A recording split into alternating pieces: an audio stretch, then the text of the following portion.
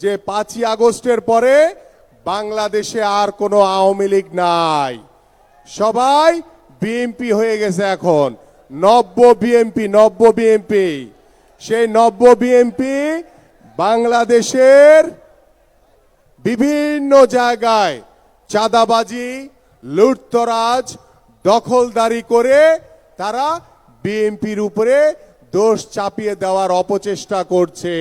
এবং এর ভিতরে ওই যে বলেছি, কিছু রাষ্ট্রীয় প্রতিষ্ঠানে এখনো ষড়যন্ত্রকারীরা বসে আছে।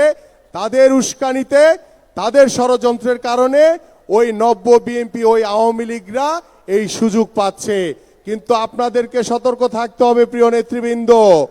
আপনাদের মাঝখানেই কিন্তু অনেকে রয়েছে যাদের হাত ধরে এই আওয়ামী লীগের অনুপ্রবেশকারীরা তারা বিভিন্নভাবে আপনাদের ভিতর দিয়ে বিএনপিতে আসতে চায়।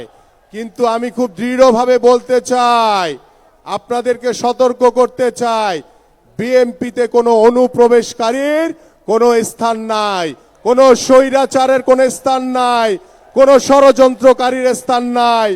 বাংলাদেশকে আমরা যখন গত 17 বছর ধরে আন্দোলন সংগ্রাম করে গত 5ই আগস্টে যখন স্বৈরাচার মুক্ত করেছি,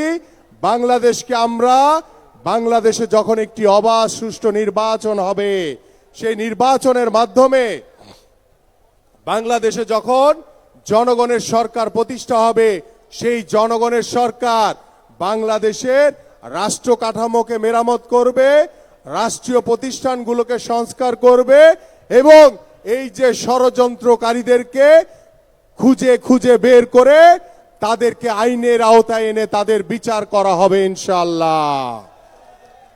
এই জন্য আমরা কিন্তু বারবার বলছি অন্তর্বর্তীকালীন সরকারের কাছে যে বাংলাদেশের মানুষ একটি অবাধ সুষ্ঠু নির্বাচন দেখতে চায়। বাংলাদেশের মানুষ গত 15 বছর ভোট দিতে পারে নাই। বাংলাদেশের মানুষ তার নাগরিক যে অধিকার, সেই অধিকার তারা ফিরে পেতে চায়। আপনারা সংস্কার করবেন, করেন, যৌক্তিক সময়ের ভিতরে করেন।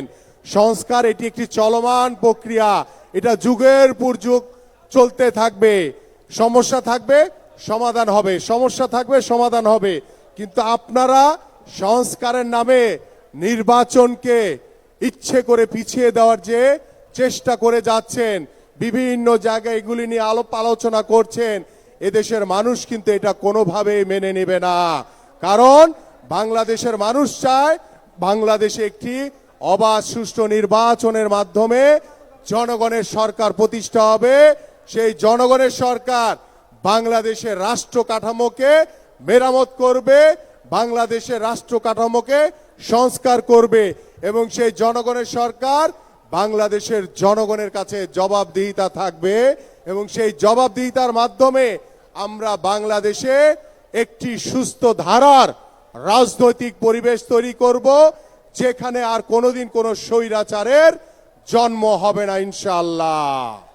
তাই আসুন, আজকে যারা আপনারা এখানে উপস্থিত রয়েছেন, আপনাদের কাছেও আমি দুই একটি বার্তা বলতে চাই। বিএনপির ভারপ্রাপ্ত চেয়ারম্যান জনাব তারেক রহমান বলেছেন, বাংলাদেশের আগামী যে নির্বাচন হবে, সেই নির্বাচন হবে এদেশের জনগণের নির্বাচন, এদেশের সাধারণ মানুষের নির্বাচন এবং একটি অবাধ সুষ্ঠু নিরপেক্ষ নির্বাচন হবে। সেই নিরপেক্ষ নির্বাচনে যদি বাংলাদেশ জাতীয়তাবাদী দল বিএনপিকে বিজয়ী করতে হয়, তাহলে এই যে আপনারা যারা বসে আছেন বিএনপি নেতাকর্মী, আমাদের সেই সাধারণ মানুষ, সেই জনগণের কাছে আপনাদেরকে যেতে হবে। কারণ বিএনপি বিশ্বাস করে বাংলাদেশের সকল ক্ষমতার উৎস হচ্ছে এদেশের সাধারণ মানুষ, এদেশের জনগণ। এই জন্য আপনারা সাধারণ মানুষের কাছে যাবেন, তাদের সাথে বসবেন, তাদের সাথে কথা বলবেন, তাদের মতামত নিবেন, তাদের ভাষা বুঝে আমরা কিভাবে একটি সুন্দর বাংলাদেশ গড়তে পারি, কিভাবে একটি সুন্দর সমাজ গড়তে পারি, সেই সমাজ গড়ার লক্ষ্য নিয়ে এবং একটি কিভাবে সুস্থ ধারা রাজনৈতিক পরিবেশের মাধ্যমে বাংলাদেশ থেকে শত অপরাজনীতি আমরা দূর করতে পারি, সেই প্রচেষ্টা কিন্তু আপনাদের মাধ্যমেই করতে হবে। এবং এদেশের সাধারণ মানুষ বাংলাদেশ জাতীয়তাবাদী দলের যে প্রতিষ্ঠাতা শহীদ রাষ্ট্রপতি জিয়াউর রহমানকে তারা মনের অন্তরের অন্তঃস্থল থেকে ভালোবাসে। আমাদের প্রিয় নেত্রী দেশনেত্রী বেগম খালেদা জিয়া